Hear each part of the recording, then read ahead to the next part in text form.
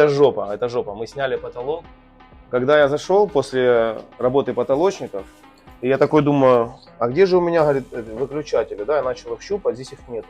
Я открываю вот так дверь, а у меня выведены подрозетники сюда, а потолки уже сделаны и стены тоже. Это жопа, это жопа. Мы сняли потолок, по потолку кинули провода за эту стенку, по той стене проштробились и аккуратненько вывели подрозетники сюда. Это была ошибка дизайнера, но мы ее решили.